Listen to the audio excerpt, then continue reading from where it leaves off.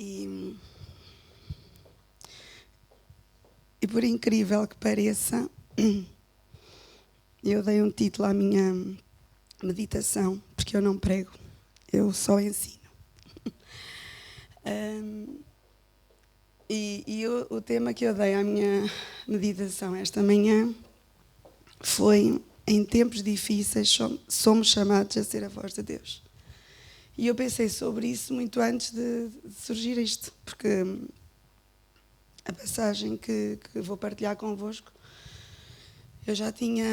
eu li e guardei nas notas do Keep. E pensei, olha, se um dia tiver que partilhar, assim como foi de bênção para mim, eu desejo que seja bênção.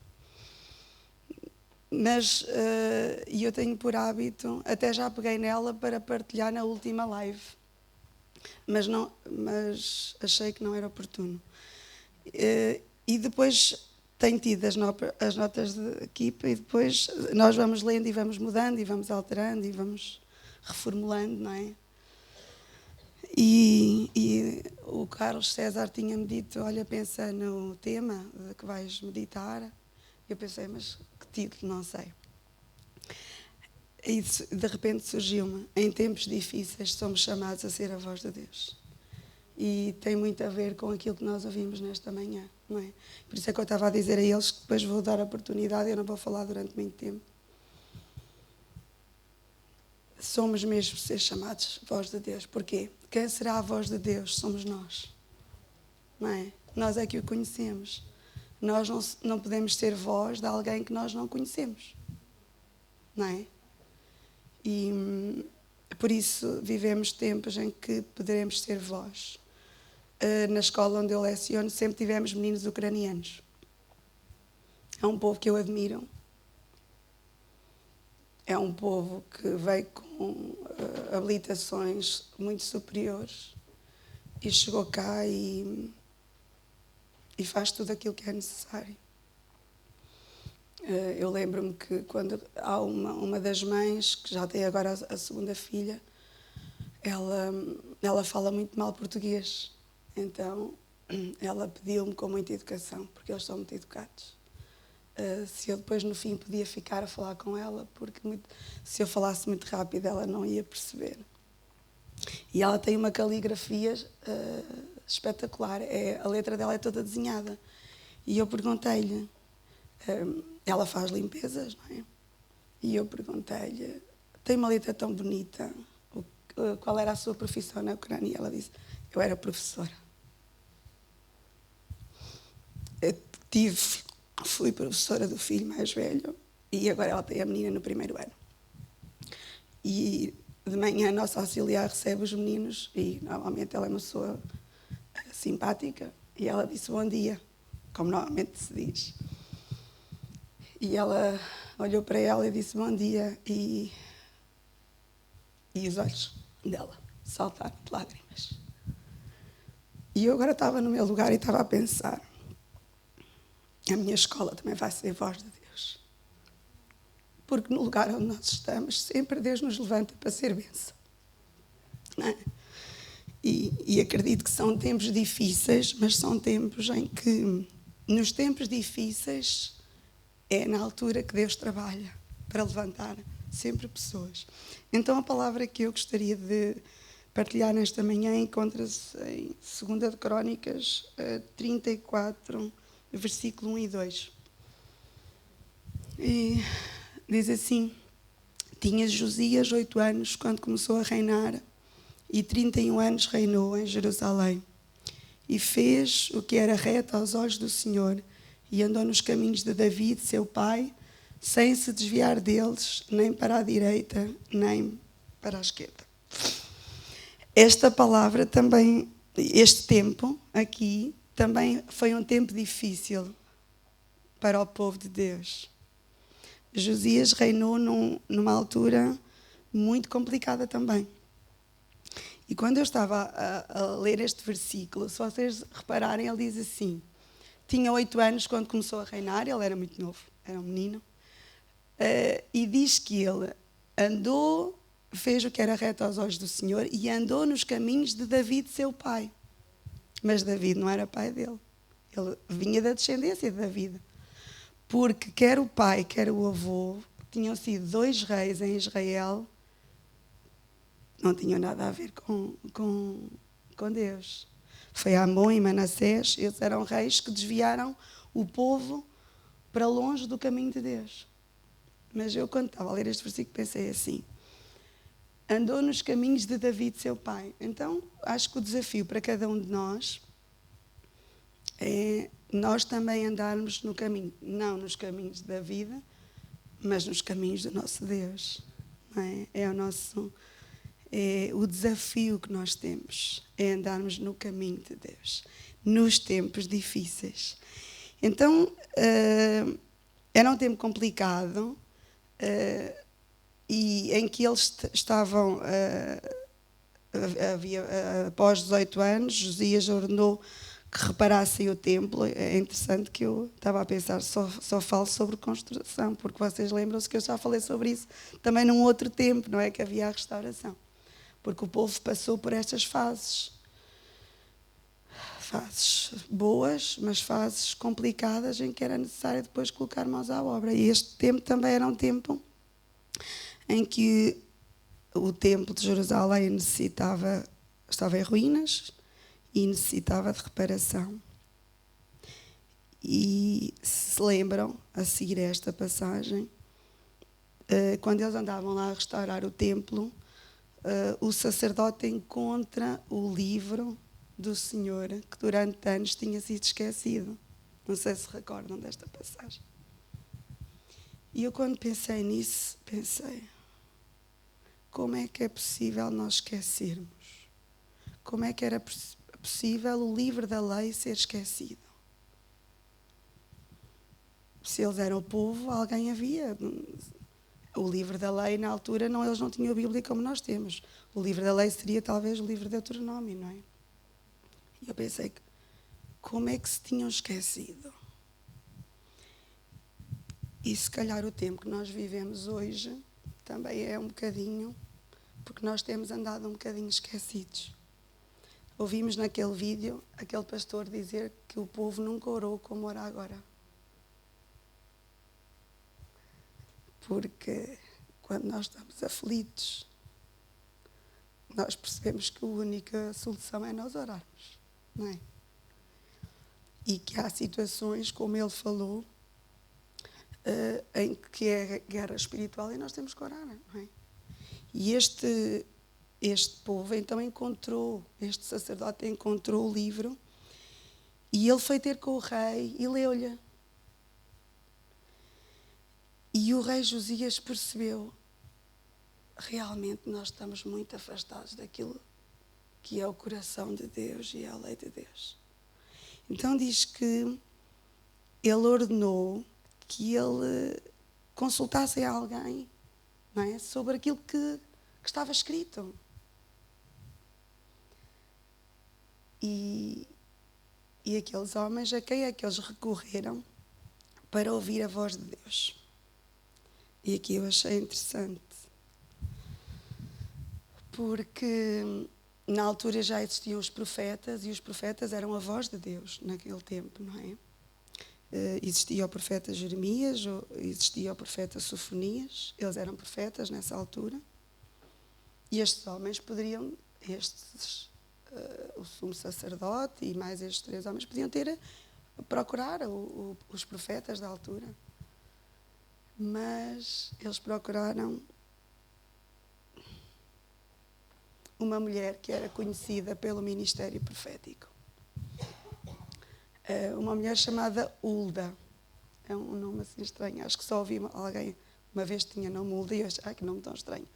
Mas é um nome até bíblico, não é? Eles procuraram por esta mulher. Isso fez-me pensar que, em tempos complicados da nossa vida, sempre veio à nossa lembrança, em tempos de aflição, nós sempre nos lembramos de pessoas que para nós são referência de voz de Deus. Quando nós estamos aflitos e precisamos que alguém ore por nós. Quando não temos mais força para continuar, porque está a ser difícil e nós sozinhos não conseguimos. sempre veio à nossa lembrança, eu vou falar com aquela pessoa, eu vou telefonar, eu vou ligar. E estes homens foram ter com esta mulher, porque ela era conhecida pelo ministério profético, alguém que tinha a palavra, tinha a mensagem. E o meu desafio para mim, nesta manhã, e para cada um de nós, é que nós possamos ser conhecidos como a voz de Deus. Que as pessoas nos procurem, porque nós temos a palavra de Deus para lhes dar. E neste tempo de dificuldade, nós não podemos ter a mensagem que as outras pessoas têm. Porque eu sou sincera, eu às vezes nas notícias, o pastor estava a dizer que houve muito, mas eu às vezes, tão complicado. E às vezes nós temos de desligar um bocado, meu Deus, é tanta coisa, já viemos da pandemia, só se falou de Covid, não é? Agora já não falamos muito de Covid, que aquilo já está tudo a desaparecer, agora temos a guerra. Mas nós temos que ter uma voz diferente. E num tempo difícil como este, ainda havia uma mulher que tinha alguma mensagem para dar. E eles foram ter com essa mulher. E foi interessante que ela teve, na mensagem dela, eu desafio, não é muito, o Josias, eu penso que a Bíblia fala dele em 2 capítulos, de Crónicas. E quando eles foram ter com esta mulher, ela foi uma pessoa, Deus é mesmo equilibrado quando fala connosco. Eu lembro que agora este pastor estava a dizer, eu tenho notícias boas e notícias más, não é? E quando foram ter com esta mulher, ela também disse, olha, eu tenho boas coisas a dizer e tenho más coisas a dizer. Tenho mais coisas a dizer porque o povo vai sofrer consequência das suas decisões. Mas tenho uma boa notícia. Josias, pelo seu exemplo, ele vai ser uma referência neste tempo e ele não vai passar por esse tempo. E eu pensei, a mensagem de Deus é sempre esta, não é? Há sempre este lado, não é? Mas há uma mensagem sempre de ânimo, e foi de ânimo para este homem. Olha, não será no teu tempo, Deus estará contigo, Deus vai te ajudar a fazer essa reparação que é necessária, porque Deus via nele um homem, como está ali a dizer, fez o que era reto aos olhos do Senhor. E por causa disso, há consequências positivas na vida dele. Então, eu estava a dizer uma mensagem, mais do que uma reparação externa do templo, era urgente uma restauração nos corações e na vida do povo. No entanto, tal restauração não se consegue. A restauração não se consegue nem com pedreiros, carpinteiros ou técnicos de obras. Só a palavra de Deus tem poder para mudar os corações, para que cada um de nós seja verdadeiro adorador. E é mesmo isso, não é? E o trabalho espiritual e a luta espiritual é mesmo isso. Só a palavra de Deus, só a oração conseguirá levar a um bom porto. São estas duas, não precisamos de mais nada para a nossa vida. E que em tempos realmente de dificuldade, em que nós somos abanados, e eu nunca vivi em guerra, e às vezes, hoje em dia, a guerra, os tiros, os miúdos jogam muito, e até os adultos, não é? Com tiros, com guerras, com sangue. E houve alguém que me perguntou como é que os meus alunos estavam se eles falavam sobre isso, como era a reação dele. E eu disse assim, os miúdos hoje estão muito longe da realidade. O meu Danilo, porque ele é ucraniano, ele é português, os pais é que são ucranianos. Sim, ele sente porque ele ouve os pais falarem, mas os outros miúdos não. Sabem que hoje vivemos um tempo em que, sei lá, a guerra parece que é normal. Os jogos também já é tiro, já morrem, já é tudo. Mas que Deus nos ajude a voltarmos a ter sensibilidade. E também, e eu tenho esse papel, falar com eles que isto é a vida real, isto pode chegar a nós. Isto não é nos outros. Porque eu lembro-me que o Bapã, não sei se vocês se recordam, ele uma vez algumas vezes ele foi almoçar lá à casa, E estávamos a falar e ele estava-nos a contar lá na Guiné como é que eram as coisas. E ele sai-se com uma expressão muito castiça, porque ele é muito castiço. Ele disse assim: Guida, a vocês aqui o que chamam pobreza não é pobreza. E eu pensei, realmente. Porquê? Porque nós ainda não vimos mais. E no caso deles, também na guerra, nós não temos essa noção. Nós vemos imagens e choca-nos, mas estar lá e viver isso e viver essa insegurança, nós não conseguimos calcular, não é? Mas que realmente, em tempos complicados, nós possamos ser quebrantados a ser a voz de Deus. Se não pudermos fazer, nós podemos orar, nós podemos contribuir com aquilo que Deus nos tem dado, nós podemos ser de bênção para os outros. Não é? E sermos sensíveis a isto. Então, vivemos em tempos também complicados a esse nível, mas Deus chama-nos a levantarmos os nossos corações, a sermos verdadeiros adoradores, a buscarmos Deus na nossa vida e então a sermos como Hulda, como esta mulher, como aqueles que são voz de Deus num tempo de profundo caos.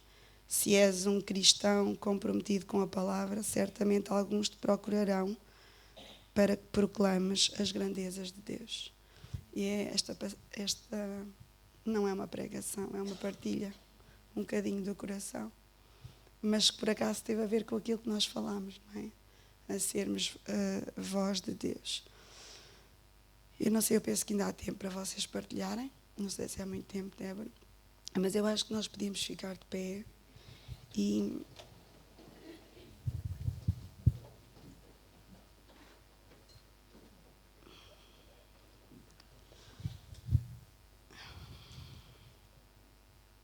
que Deus nos ajude a sermos sensíveis, a nunca perdermos a sensibilidade de amarmos aqueles que precisam de sermos, de podermos alcançar aqueles que precisam também. Porque isso é sermos cristãos. Jesus, quando o seu coração havia sentir uma compaixão quando ele via essas situações. E nós precisamos que Deus traga de novo corações sensíveis. Vivemos tempos em que somos muito egoístas, muito centrados em nós, nas nossas coisas, e esquecemos dos outros, do que podemos fazer pelos outros. Então, eu gostava que nós fizéssemos isso e também orássemos novamente esta manhã para que Deus nos ajude a ser voz. Bem, agradecemos-te, Senhor.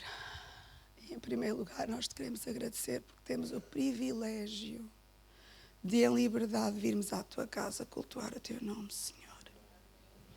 Te agradecemos porque, apesar do nosso país não ser perfeito, mas te agradecemos porque reina a paz no nosso país, Senhor. Te agradecemos porque nos tens poupado ao longo de tempos, Senhor.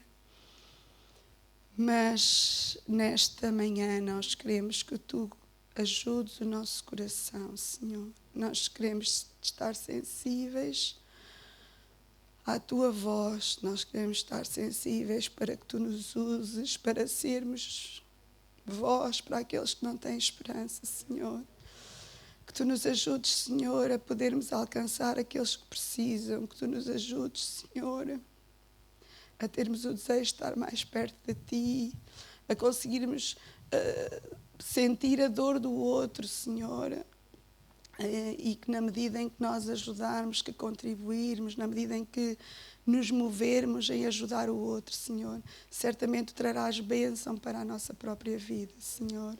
Obrigado pelo Deus que tu és. Obrigado porque tu és o Deus da paz, Senhor. Tu és o Deus que traz paz ao nosso coração, Senhor. E nesta manhã nós oramos pela Ucrânia e pela Rússia, oramos por este povo, oramos por estas nações, Senhor.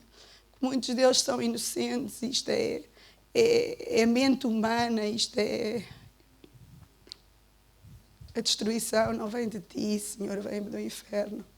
Mas nós oramos por este povo, para que tu os abençoes, Senhor, para que tu ajudes. Oramos por aqueles que já já perderam os seus entes queridos, neste momento estão num momento de dor, Senhor. Por aqueles que vivem que já não têm água, luz, nem internet, Senhor. E nós pensamos, como é possível? Mas ajuda-nos, Senhor. Queremos estar em tempos difíceis conectados contigo e com o teu coração, Senhor. Queremos ser igreja, queremos ser aqueles que influenciam, aqueles que marcam, aqueles que fazem a diferença, Senhor. E neste tempo ajuda-nos a fazer a diferença, Pai. Nós te agradecemos por tudo o que tens feito em nós e pela maneira também ainda como nos vais usar, Senhor. Em nome de Jesus. Amém.